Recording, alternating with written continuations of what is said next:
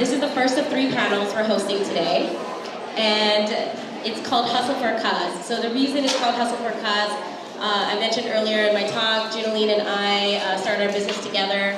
Along with that, we also started an event collective called Endeavors.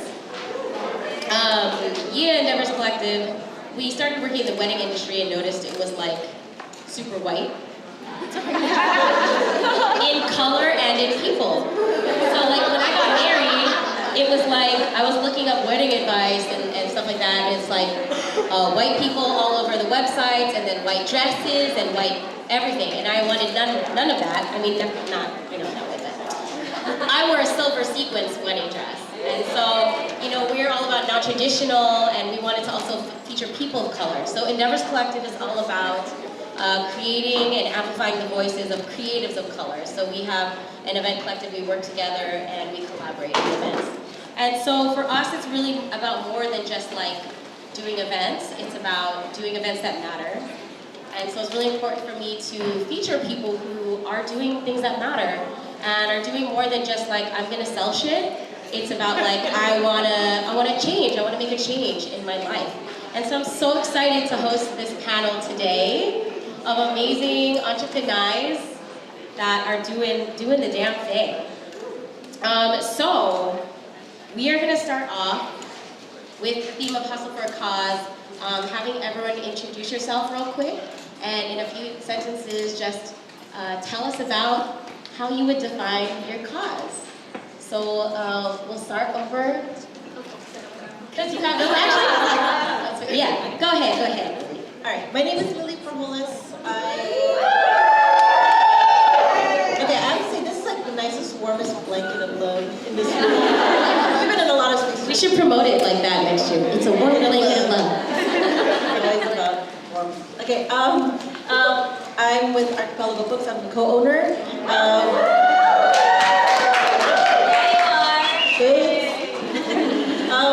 And I guess my cause is my business. Like the cause of sharing knowledge and information with the community.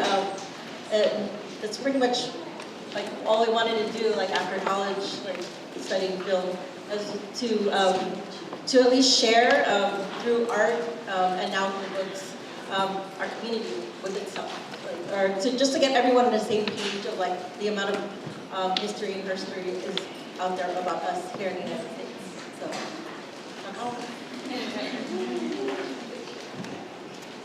Hi, I'm Stephanie Gancayco. I'm the founder and editor-in-chief of Pinayism. So yeah, it's a digital magazine like celebrating Filipino women, trying to showcase our diversity and just how tight we are. Just creating representation and having us tell our own stories and not have people like represent us in inaccurate ways. Just like creating community to support and uplift each other as Pinays and as Filipino women.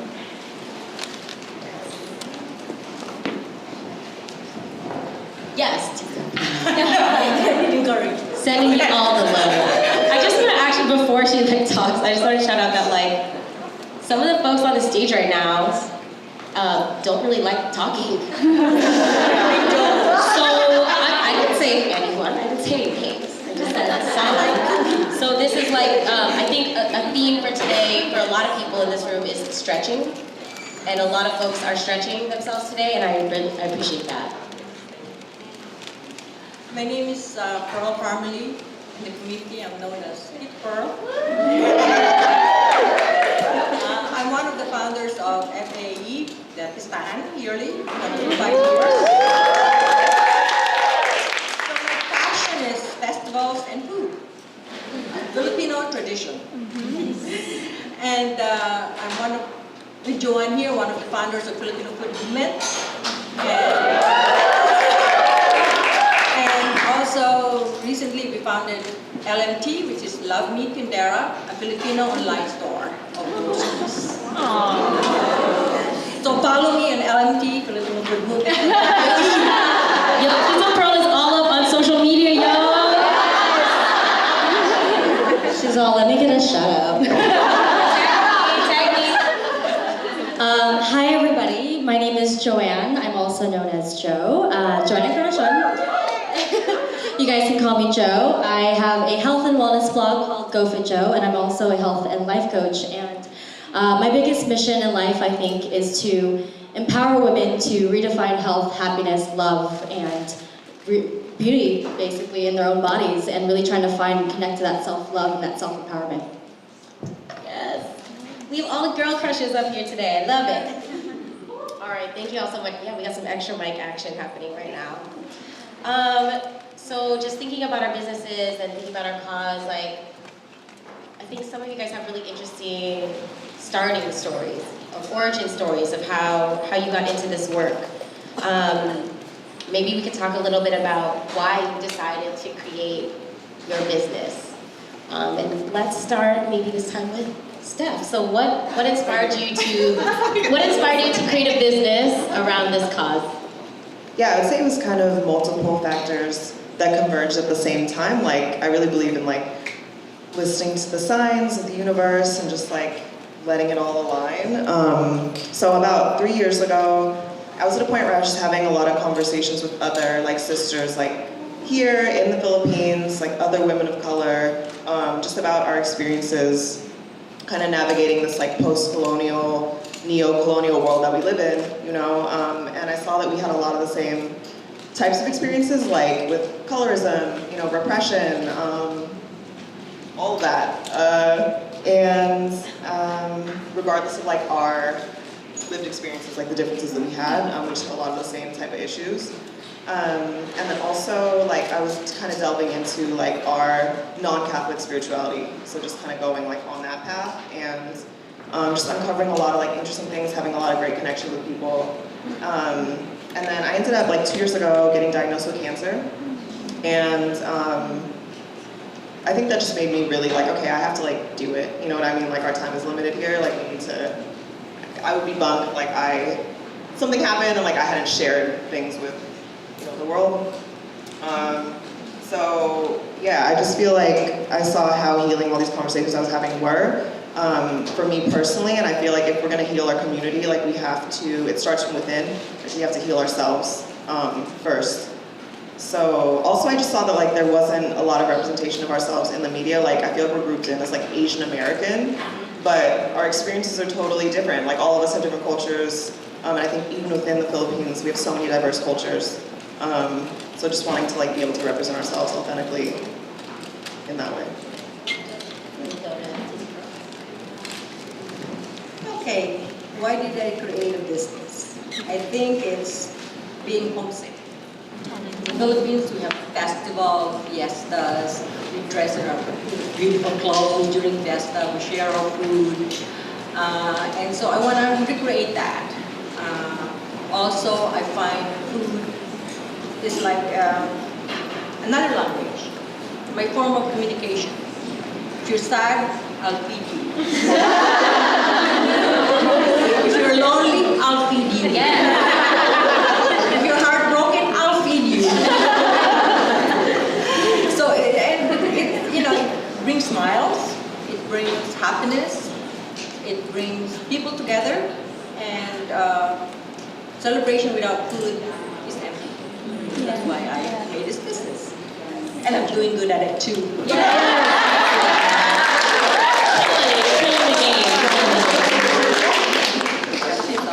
Let me own that. I love that. Where do I begin here? My business kind of came out of actually, I guess, in some way, a need, and it kind of came similar to Stephanie's, where it's a personal journey. I think I speak for all of us when I say this, but all of my life I was told I was never pretty enough, I was too brown, I was too fat, I was too thin, and sadly these are all coming from my parents and my mom and my household. And I'm gonna try to like keep this really short, but in my adolescent years I was going through depression, and I was struggling with depression just from the lack of self-worth. And that was the first time that I realized, like, holy shit, like I do not know myself, nor do I care to know myself. At 15, I attempted suicide. And that was kind of my first wake-up call of this depression that I experienced in my life. And 29, 28, I was starting to have those same feelings of anxiety and depression again. And I, at that time, have a 9-year-old and a 3-year-old, two daughters. And I remember thinking to myself, I cannot become this woman that I'm becoming right now. She is unloved, overworked, overstressed, and just in a place of like darkness. You know, I was starting to feel suicidal thoughts again. So for me, that was like when my personal journey of really rediscovering myself and expressing myself and trying to heal myself holistically through health and wellness and through exercise and through eating healthier and just treating my body with a lot more self-love and self-care, because I just did not want my daughters to have that as a model example of what a woman's supposed to be like. And so about 3 years into my like wellness journey, I remember thinking, I was working in a corporate job, I was working at Visco, and I remember thinking like, I love what I do as a people manager, I love what I do because I empower people, but the tech and art industry is no longer serving me, and there's something about health and wellness that's really calling me because I'm speaking on levels of anxiety and depression on social media platforms where people don't want to talk about those things and don't care to bring those to light, especially as a Filipino. We don't talk about mental health issues. And so it was, I think, at that time where I was like, you know, by the time I'm 35, I think I'm going to jumpstart this new career. And I wasn't ready for it, and the universe was like, hey, guess what? You're ready for it, so I'm going to lay your ass off.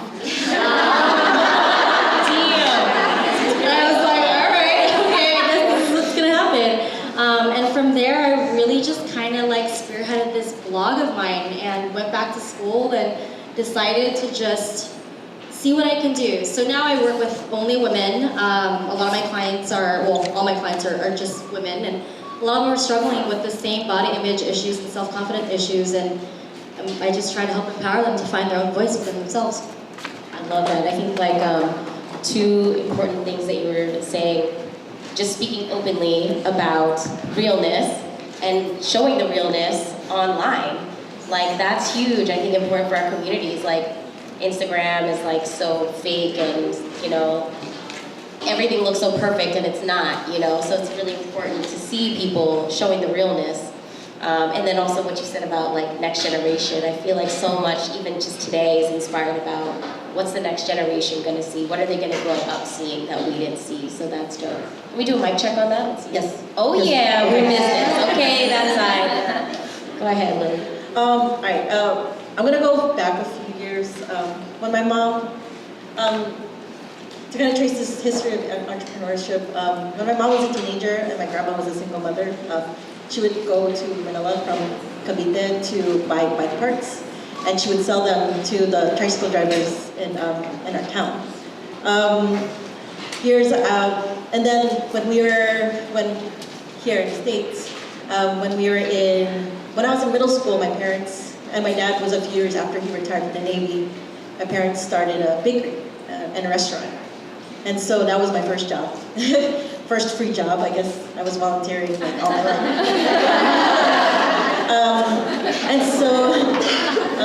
And then because of that bakery, I was able to go to school up here in San Francisco and kind of get my identity, kind of go through my identity crisis. Go to Pinayism, check, like, get to know the solo area in my college years. After college, and after like working for a Filipino American movie, I went back to San Diego and went back to that restaurant and worked for my parents there. At the time, like my family, my grandma and my parents probably didn't think they were entrepreneurs. They were just like trying to survive and provide for their families, or that's what they were calling it. They didn't know they were being enterprising. They didn't know, they didn't like what we think is an entrepreneur. And then, so while I was here in San Francisco, going back to San Francisco, I got to know this bookstore, or before it was called Subu Books, and it was like down 6, and then they changed it to Archipelago Books, and so I got to know Marie, and and she helped me with my identity crisis, and so I spent endless amounts of money at the bookstore, and I really got to know who I was, because I went to art school, so we didn't have Filipino American studies, Asian American studies. Me and my friends had to figure it out ourselves. Like, And we did it through like them being artists, through art, through theater, through every other means, and through the bookstore. And so when I went back to San Diego to work with my parents, I was still like hungry. I was still doing that whole like, identity stuff. And so myself and some friends started an organization called CAMP, which is the educational program. And it was like a pep program. And we already vetted with Allison at the time. We're like, hey, so we're gonna start this program in San Diego called CAMP. It's Kuya Ate Mentorship Program. And it was education. So we would go to classrooms in San Diego and supplement Filipino language with Filipino American history and Philippine history. So that's when I was working at the restaurant, and so I would host meetings at the restaurant.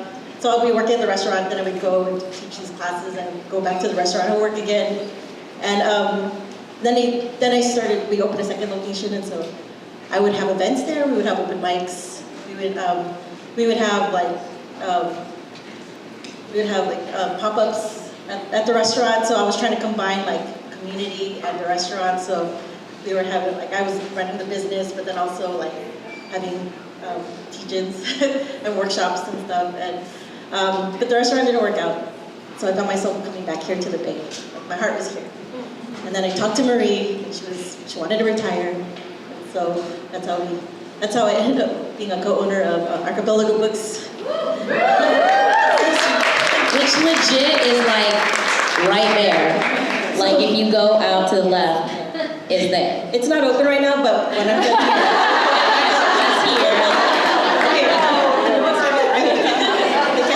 Later. All right, cool. So for these next few questions, I'm gonna skip around a little bit to some of you guys. So for this one, have you ever received pushback about your cause during the course of your business? People who questioned you, and how did you overcome that? And I'd like to start with Tita Pearl. Lots and lots of pushback. I grew up, my grandfather was one of the founders of the Puyol Leper Colony. So I'm used to giving back, doing volunteer, which is natural to us. But my biggest dream during that time is to be a pilot. And that's in the 70s. I don't want to tell you my age, but in the 70s. And my whole family said, no, you cannot be a pilot. You're a woman. But I really wanted to, so I was sent to, we live in Palawan, so I was sent to Manila to study. And without their knowledge, I enrolled in aeronautical engineering. And I was the first aeronautical engineering. I have maybe 300 men, and I'm the only woman.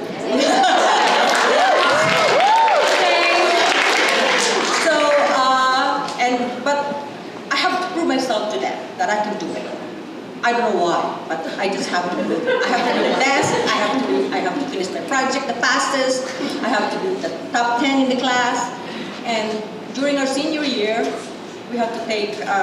It's called, here it's FAA, but in the Philippines it's Civil Aeronautics Board, so we have to take a test. And whoever, the 10%, they get a physical exam. So I placed in the top 5, so I said I was so happy. And then when I have to take a physical, everybody passed except me. So I said, maybe because I have a vagina.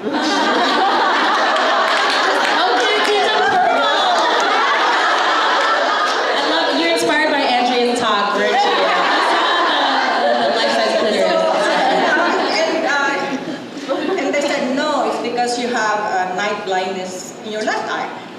Oh. So I was sad, I cried, because I didn't have a plan B, I only have a plan A. And so I was lost. I didn't know at the time, now it's called depression. But I didn't know it then. No such word existed during that time. So I decided I told my dad, I want to go back to the States and find myself. So I came here because I want to, it's a failure.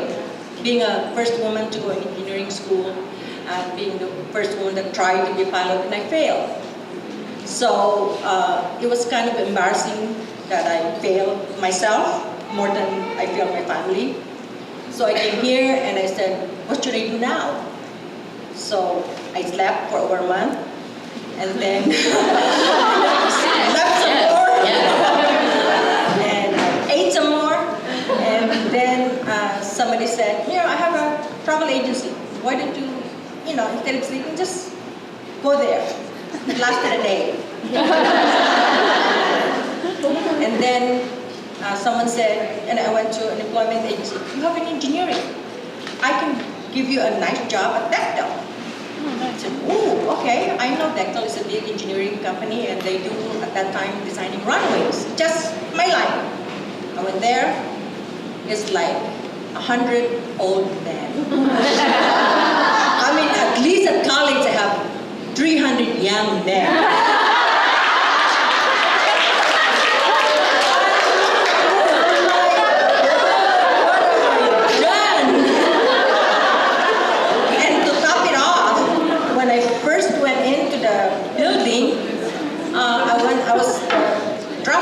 Department was on the 3rd floor. The security stopped me. Ma'am, the secretary is on the ground floor. I said, I'm not a secretary, I'm a junior drafts person. And like, no, you're not. Because I was the first woman there in Bechtel again. But I only lasted 24 hours again. Because it was so quiet. It's like there's a bell for breaks. Like they did a bell today. Right? Brought nightmares. Oh my God, so sorry. Yes, like I heard a bell. Like 25 years ago, I heard that bell and I don't want to hear it again. And so I went home again and I slept some more. And then on 24th and Mission, they were opening the first McDonald's. I said, I like food, let me just go apply. And they said, oh, you have a degree. Let me send you to Hamburger University. I said, what? Hamburger University. I said, I don't want to tell my mom. Because, here I have engineering and I'm going down to Hamburger University.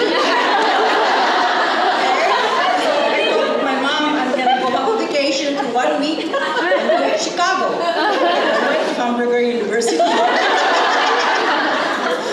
But there, actually, I just did it out of boredom, but I just want to keep going, keep trying, hit right, left, front, back.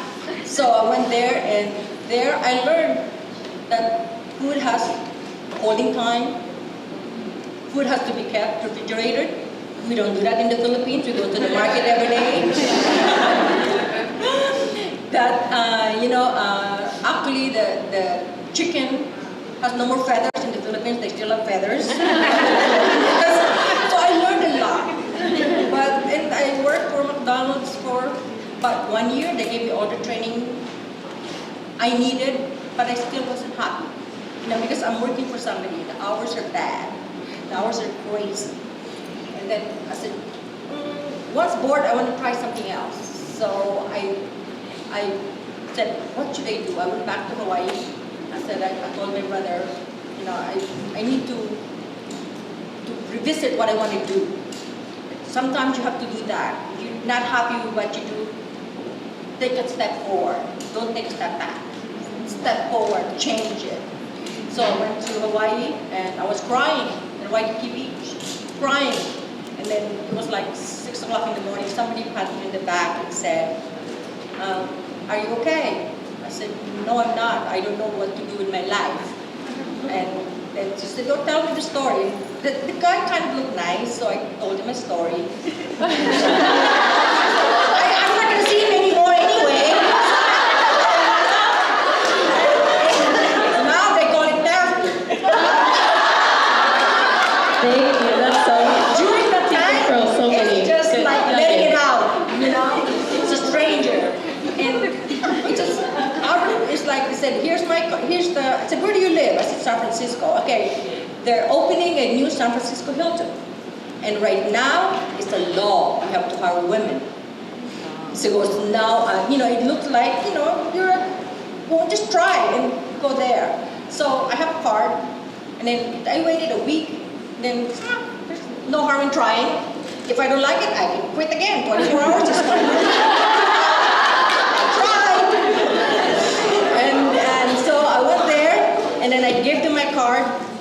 And I look at it, it's like, okay, you're hired, you start tomorrow.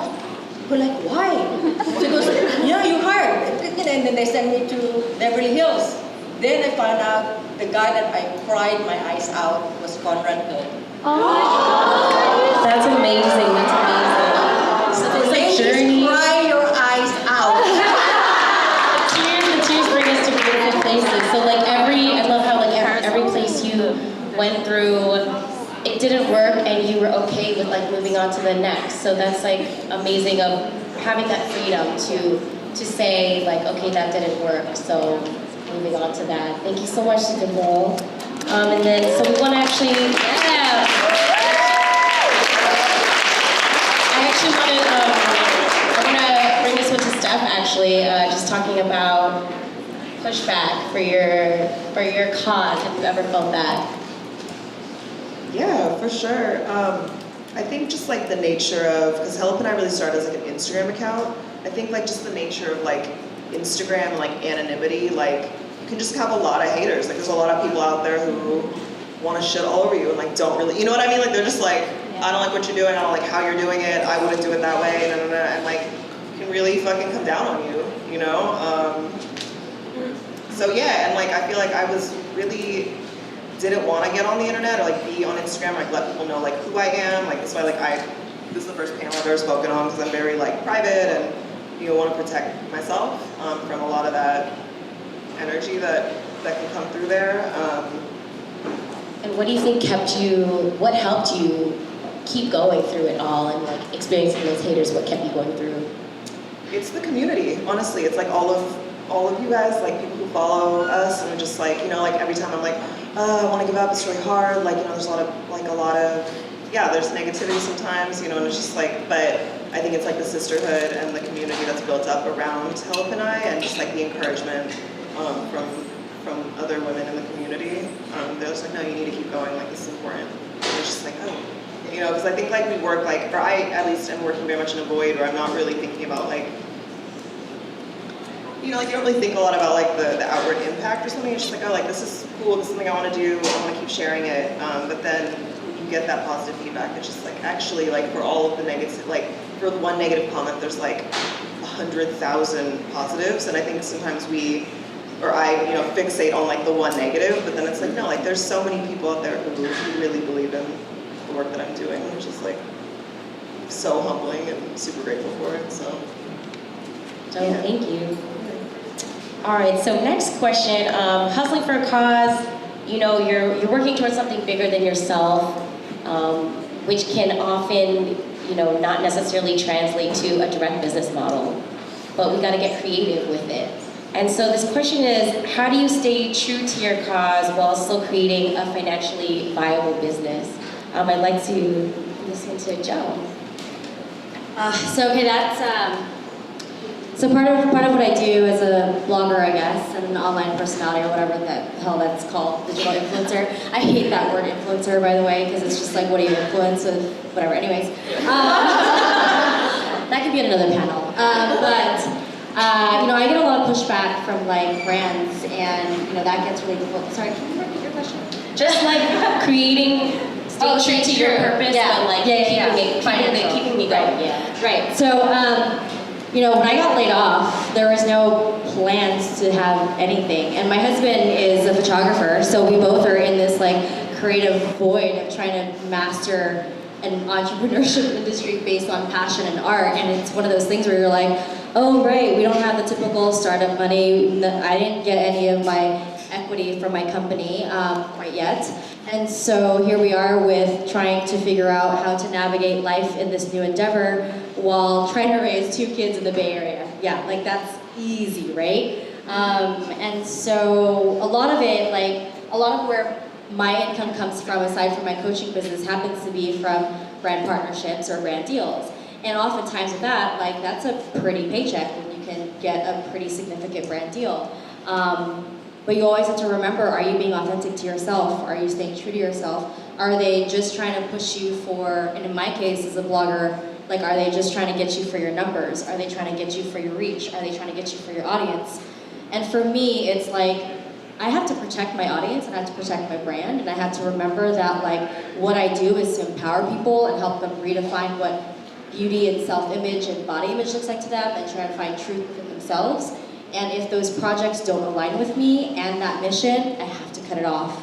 And sometimes that's really hard because that means that $5,000 deal that's walking through for content is supposed to pay for rent, but it's not aligned with what I do. So that can get very difficult because on the creative side, you know, we have to figure out like, oh, how can I make this like Downy project or like a laundry detergent project work with like this idea of self-empowerment or familyhood or motherhood or womanhood or whatnot. So there's a lot of creative process through that.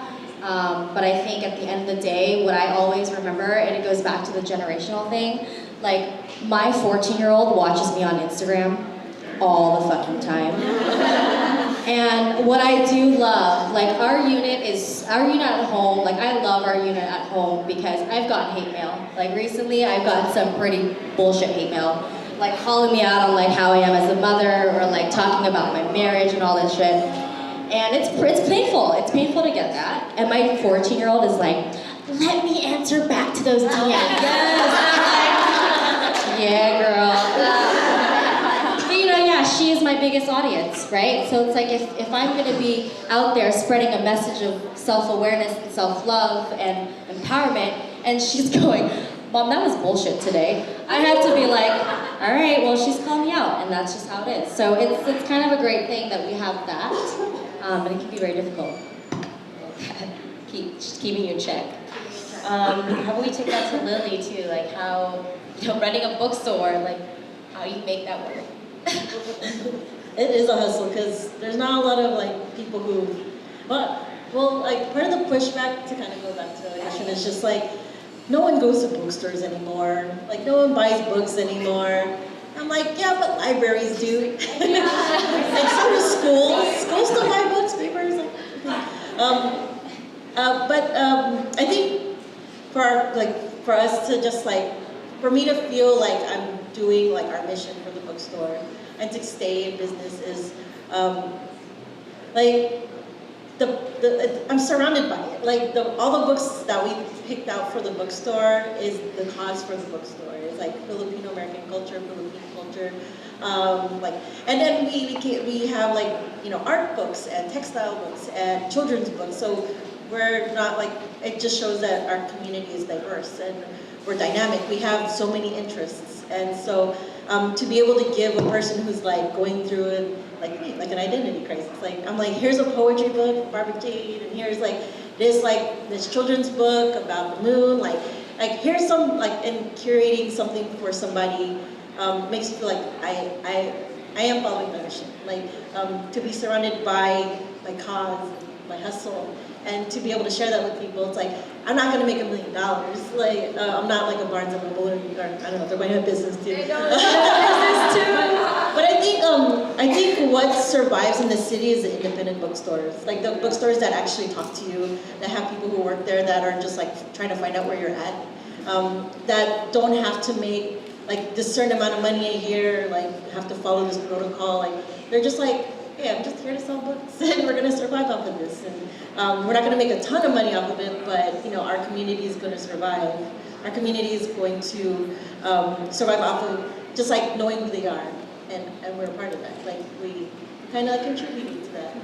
So I think it's a lot of like, I feel like it's a lot of like self, like we want to say like we're helping people with self-care because we're helping them find themselves, right? And so that's our equity right there. It's just like people feeling good about themselves or finding what they were looking for. So yeah, thank you so much. So we're talking a little bit about like struggles and like what keeps you going, but I also want to hear about successes. So I'd love to hear from all of you actually, just in a quick thing, what do you consider your biggest achievement so far? So maybe we will start with Steph. Give me a minute. Hold on. Shit. Okay. I just think like being able to sort of bridge, like do some kind of bridging work between like the Philippines and like what's happening there and here. So like I've gotten to work with like an art director who I really admire, who's based in Manila. Like we got to do a shoot, like we did like all these really beautiful like tarot card shoots and interviews with like women who had come in from like Toronto and the Philippines and the States. So that all kind of converged like the right time. That was actually kind of when I was first starting, like maybe within the first couple months. So that was like amazing. I think like just like when people want to work with you, that you think they're super tight, like you're just like, okay, you know. So just constantly having those kind of connections with people. Tita Pearl, what's your biggest accomplishment? I think my biggest accomplishment is a brand. Started with just the family putting mixes together in plastic bag and doing our own label. And now we're in 60 countries. And being able to share our family recipes. And now being able to help chefs get their source of quality products from the Philippines. Being able to help small entrepreneurs in the Philippines to bring their product to the US. So, I'm proud of that. That's why I have to step back from the family and help the community. Because we have so many good products in the Philippines. Just that sometimes ourselves, we don't patronize it. I see people shopping in Macy's and it's made in the Philippines, they put it back. We ourselves should patronize our own product. We women should support each other for us to be all successful. Okay, so there's been actually some pretty awesome successes, I think. Things that I was never working towards. One of them this year was I was featured in a Gap ad for Gap Body Love. And this came at a place for me where, like, body image-wise, like, I wasn't my leanest, I wasn't in my competition fit, like, body image. I was actually really kind of going through a lot of, currently right now, I'm going through a lot of, like, reworking and rebuilding my marriage, or destroying the current marriage and rebuilding a completely new one with the same guy, which is an amazing, amazing journey. If you guys have, I'm here to talk about that. But I think so that's currently the state of the last 2 years. And so of course my body has taken a back burner and my fitness because I have to take care of matters of the heart. And so when I booked this gig, I was like, I am not the skinniest I've ever been. I don't feel the most confident in my body, but holy shit, I'm gonna be the nationwide, worldwide Gap ad. This is amazing. Yes, that's amazing. And it was actually me and my bra, so my boobs are everywhere, which is kind of funnier. But it was also one of those realizations of there's lack of representation in the health and fitness industry of women of color and also Filipino women. And to me, I remember getting a comment from a follower of mine. She was like, I think you're the first Filipino in a national Gap ad like that, printed in stores. And I was like, holy shit, I think she's right. And I think that was a really big step forward because that's something that shit, I wish I could see more Filipinos on national ads. And I wish I could see more Filipinos in the health and wellness industry talking about health and wellness because we never grew up having those conversations in our household. So that's something I think I was really extremely proud about. And then the next one, which is really exciting, and I'm telling you guys here, this is probably the first time I'm announcing it. I have a 6-month partnership with Adidas that's rolling out next month. Which is also really exciting too because at the moment I don't believe there's any other Filipinos on a national ad with Adidas. So this is a really large one too. That's amazing. That's amazing. Okay. Because we're such a small bookstore, we have small victories every few days. Every day, I think the times when people they're on vacation here, say they're from the East Coast, and one of their stops is the bookstore. One of their stops is Archipelago. And I'm like, Archipelago, you have a whole vacation and this is one of your stops, So So it's interactions like that with people, or when a book I had to order from the Philippines and bring it here is being ordered by someone in the Philippines, and they ordered from us to ship it to them. But it's like a domestic book for you. Like, you get it from us. But I just fulfilled their order because they already paid for it. So I don't know.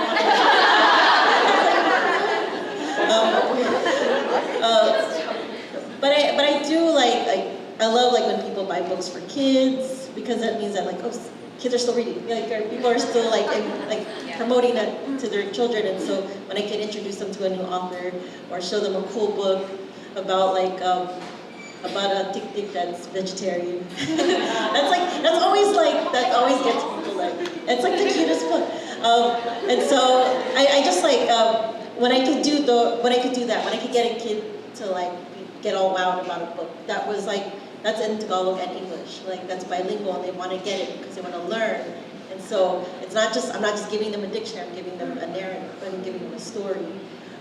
When people are visiting San Francisco, and I can tell them about the Soma, like I can tell them about this is a historical district, or historical Filipino district, to people from Canada. It's like, so those are like the small bit. I'm really simple, like anything could like amaze me. I'm just like, oh, this is amazing, I can tell you about stuff.